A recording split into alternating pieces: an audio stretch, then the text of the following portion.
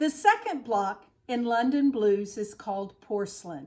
Just like block 1, it's also made up of 3 different components. The first component is a square that was fussy cut from fabric 5. Are you beginning to see a pattern?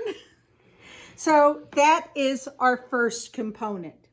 The second component is made using flying geese. The technique that they use to make flying geese, you are actually going to be making 4 flying geese at a time, which is how many you need. So you're going to start out with your large square of fabric 7, and then you're going to have your 4 smaller squares from fabric 2. I'm just going to take these squares again to my sandboard,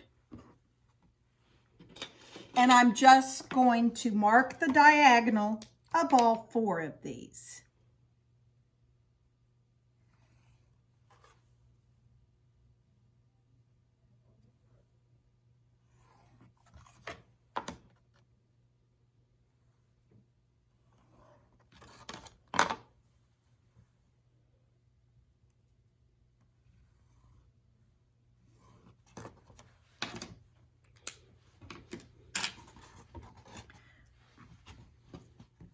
Okay, to start with, I'm just going to need the large square and 2 of my smaller squares. I'm going to place them on opposite corners. This time, I want the line going across the diagonal. So I'm going to put them on opposing corners, and I just line up my line, and then I can put a couple of pins to keep them from sliding. And then I'll take it to the sewing machine, and I'm going to sew 1/4 inch on each side of that line. So we'll just go here.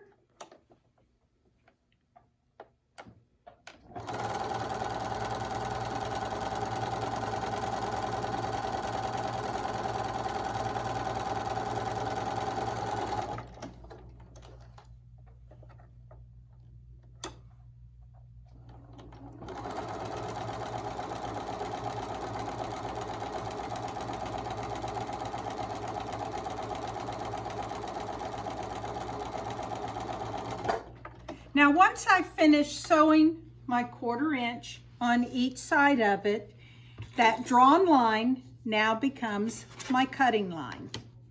So I'm going to cut it.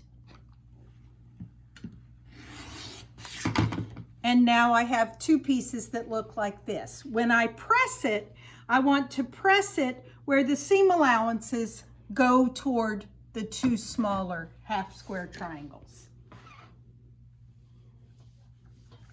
And you'll do that with both of these. Then I'm going to take one of my other squares and I'm going to put it on, and I want that line to go straight up it. I can put my pin in, and then I'll take that to my sewing machine, and I'm going to sew 1/4 inch on each side.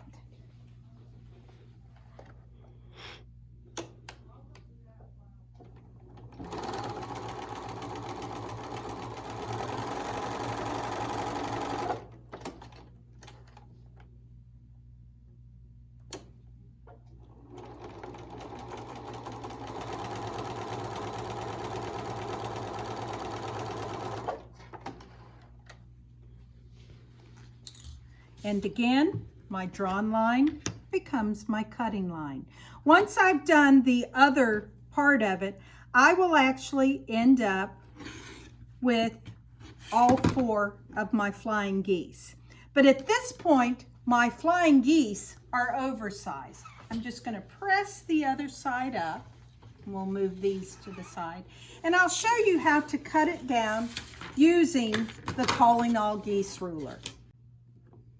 The first thing we want to do, the ruler has 2 triangles on it.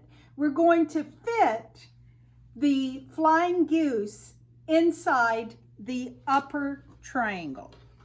So when I lay it here, I'm going to line up that triangle there with my big blue triangle on my flying goose. So this slot here becomes my first cutting line.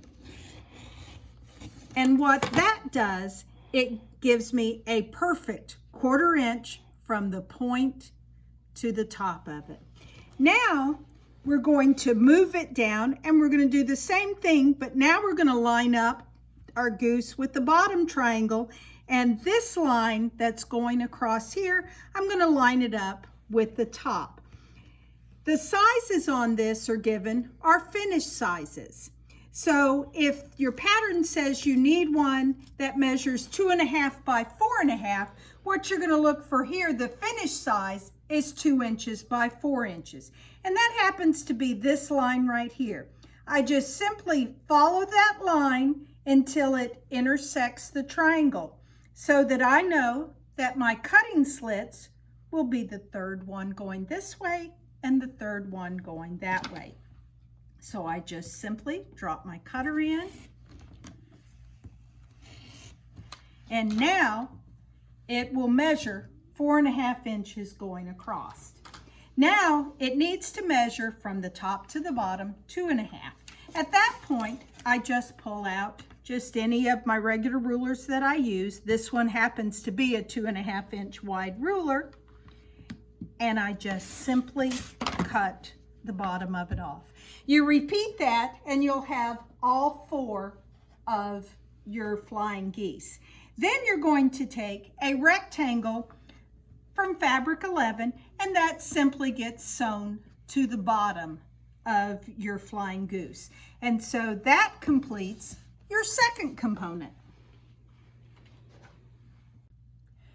Our last component that we're going to be doing is just a simple 4-patch. You're going to need 2 squares from fabric 11, and then you will need 2 squares from fabrics 5 and 7.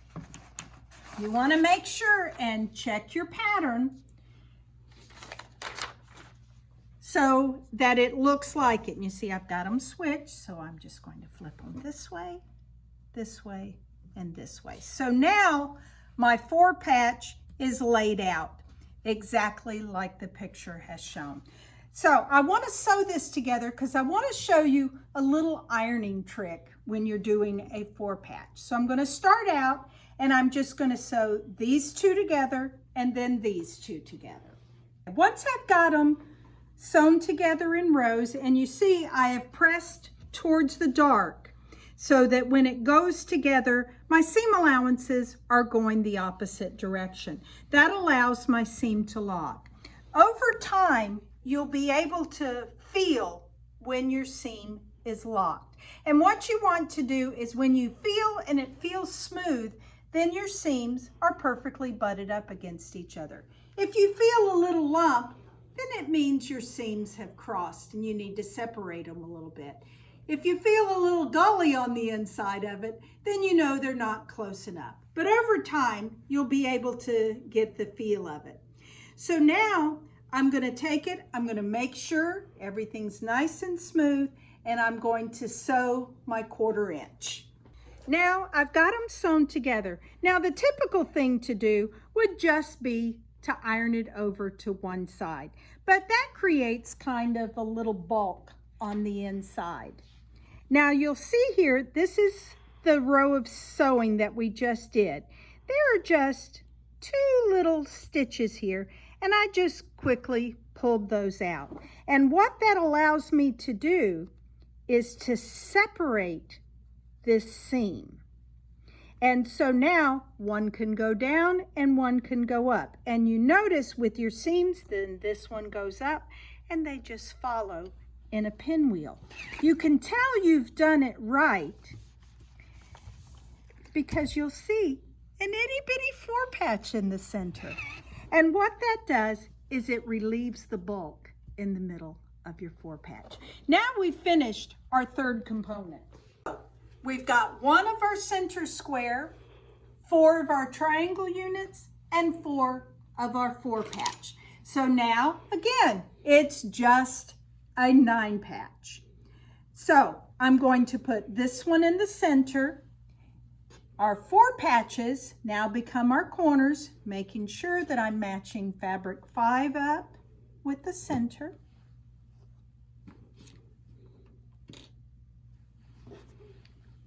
And then the flying geese units fill in the 4 sides.